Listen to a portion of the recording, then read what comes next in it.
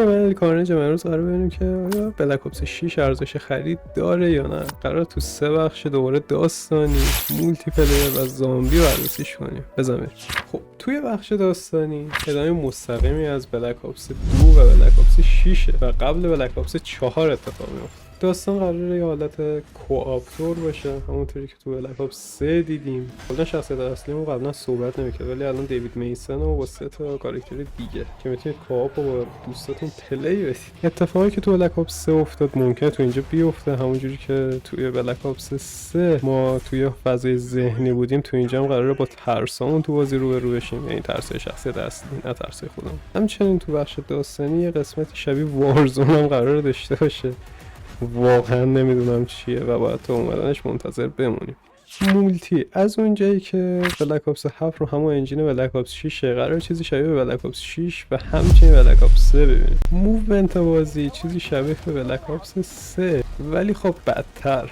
چرا؟ چون توران و جت پک و اینا رو داشتیم، ولی الان وال جامپه که واقعا از نظر من چیزی جالب نیست. به اندازه واران و وال جامپ جالب نیست، نه اینکه جالب نباشه. مثلا اگه واران می بود بهتر بود یا جت پک داشتیم جالب تر میشه. و همچنین که تو مولتی پلیر ما بعد سالها، یعنی از مودرن وارفار ریبوت تا الان، ما چیزی به نام اسکیل بیس مچ میکینگ داشتیم که باعث میشد بعد 2 تا مچی که خوب پلی دادید پلیر رو همسطحتون رو بذاره که دهنتون سرویس بود، ولی الان این قابلیت حذف شده و شما توی لابی هایی میافتید که از ضعیف ترین پلیرها تا قوی ترین پلیرها تو اون لابی هست و یه جوری هم میتونه سخت بشه هم راحت. اگه پلیر خوبی هستید واسهتون حال میده، ولی اگه پلیر ضعیفی هستید تا قبلش میمردید دوباره قراره بدتر بمیرید. برای اگه ضعیف باشید پاره میشید دیگه من نباید. خب همونجوری هم که گفتیم یه حالتی آپگرید شده بلک اپس 6 میشه چی؟ در واقع یه سری آپدیت جدیدی هم یعنی باید روش بیاد دیگه، وگرنه شما که نمیاد بازی رو بخرید. آپدیت جدیدی که اومده مثلا ابیلیتیایی که روی فیلد آپگریدتون میاد، روی استرایکتون میاد، روی مثلا نارنجکیناتون میاد، سر اون مثلا این چیزا جدیده. و همچنین مپ هایی که حالت آینده تور دارن. زامبی بهترین قسمت به نظرم بلک آپس. چرا؟ چون که ادامه مستقیم بلک آپس 6 در واقع ادامه مستقیمش گفت کولد وار، بعد مودرن وارفار زامبی که یه مدت داشتیم، بعد بلک آپس 6، الان بلک آپس 7 داریم. ادامه همه اینا. چرا قبلش نه؟ چون قبلش رو ریبوت کرده بودن، ولی خب کاراکترهای قبل رو الان آوردن اینجا. چرا؟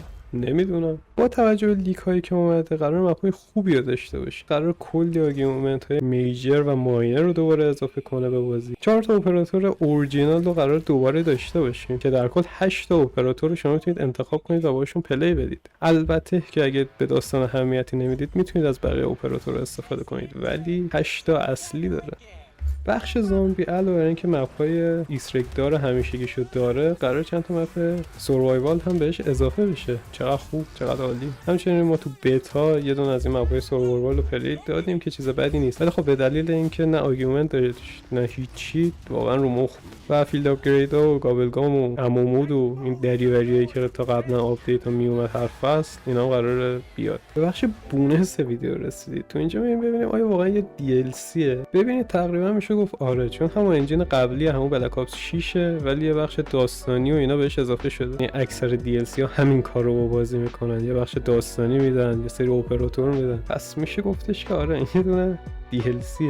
در واقع بخوام خیلی بگم چیزی که شبیشه همون مودرن وارفار 3 نسبت مودرن وارفار 2 که یه بخش داستانی کوچیک داشت، چند تا مپ مولتی داشت و بودش که برید عشق کنید دیگه. البته یه تفاوتی هم که داره، تو مودرن وارفار 3 شما اسکنای مودرن وارفار 2 رو داشتید، ولی اینجا قرار نیست دیگه کری فوروارد داشته باشید و هر چیزی که تو بلک آپس 6 به دست آوردید فقط تو وارزون میتونید استفاده کنید، بقیه‌اش میره دور. شاهکار. بدتر هم شد. البته که تنها چیزایی که از بلک آپس 6 میاد اپراتور زامبیشه، همون 4 تا اصلی و رو زامبی باقی میمونن. نتیجه گیری، اگه نظر منو بخواید، اگه فن شدید کال آف دیوتی هستید و از بلک آپس 3 و بلک آپس 6 و کلا سری بلک آپس خوشتون میاد، سرگرمتون کرده، اینم احتمالاً سرگرمتون کنه خوشتون بیاد، ولی خب واقعا $70 گرونه به نظرم واسه این بازی و قطعا من میگیرم، یعنی گرفتم، پیش خرید کردم. خب ولی اگه طرفدار دنیای بلک آپس نیستید، با زامبی حال نمی‌کنید، اصلا نمی‌دونید داستان زامبی از کولد وار به اینور چی هست، میتونید ویدیویی که اگه بخوام بدم و ببینید بعد زامبیو پلی بدید. شاهکار. معلوم نیست کی بدم و فقط همینجوری میگم شاید داستان زامبی کال اف دیوتی گذاشتن. البته از کولد وار بریم قبلش یه ریبوت شده، چیز مهمی نیست. مهم هست، حوصله ندارم بگم. اگه آره طرفش نیستید نگیرید، یه سال صبر کنید. مودرن وارفار 4 میاد که از لیک هایی که اومده داستان بهتری نسبت به مودرن وارفار 3 داره و از سال بعد آیا مودرن وارفار 4 ارزش خرید داره یا نه رو که قطعا میذارم و میتونید تا سال بعد صبر کنید که ویدیو منو ببینید. پس لایک و ساب یادتون نره که بتونید سال بعد برید و ویدیو منو ببینید. خلاص